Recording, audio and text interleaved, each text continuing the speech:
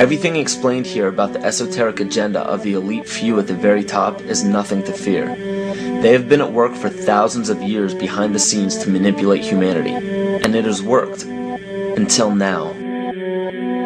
It's very easy for any system of thought, religious or otherwise, that comes along. It's very easy to play on that, to play on our insecurities, to assure us all is well, we'll all be taken care of. We lap that up. So don't blame religion. Blame our own insecurities, which has allowed religion to flourish and which has allowed so many systems of thought that are disempowering to flourish throughout human history. That's why we can't get out of it.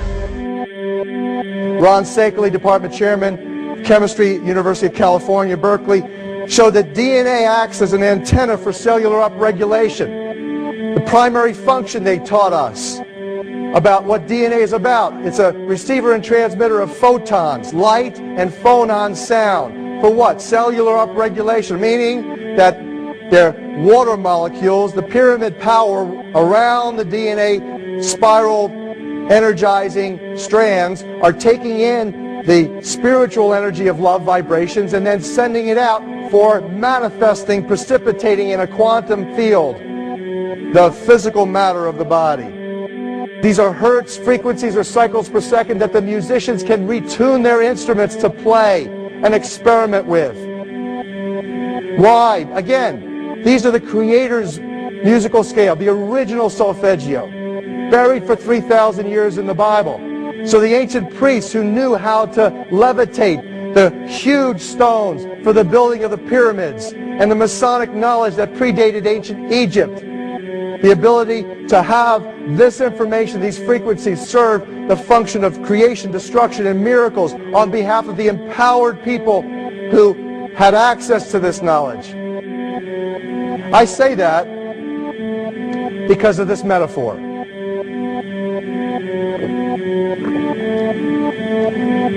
This is the difference between the power of our Creator and anything else, particularly evil. That you can go into a pitch black room full of evil, full of darkness, and light a little candle, and instantly that darkness flees. But you can't do the opposite.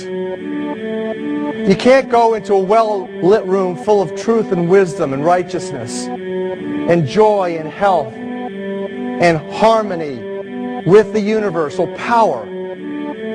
You can't take any amount of darkness and go into that well-lit room and have any effect whatsoever.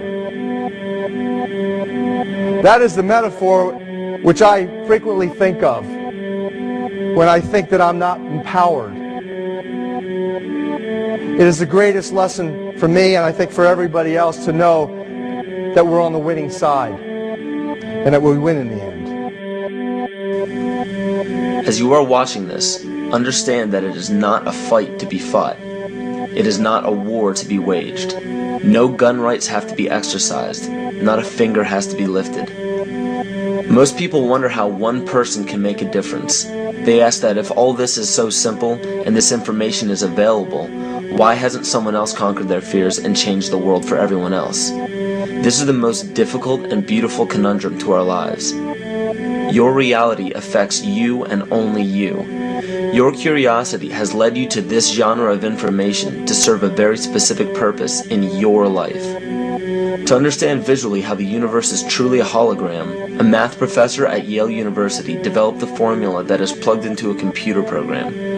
Named after him, the Mandelbrot set shows a seemingly disorganized pattern. But no matter how far you zoom into the design, you will always find the same pattern within the whole pattern. Each fractal, broken down infinitely, will always reflect the whole. When one fractal changes its pattern, the sum total of the whole pattern changes along with it. This exemplifies that the whole world does not need to be awoken. There is no race to inform the 6 billion people on this planet of this message. It is only important that you, personally, learn to conquer your innermost fears and learn to love. When you see your fears for what they are and master your emotions, then, and only then, will you truly be free. Thank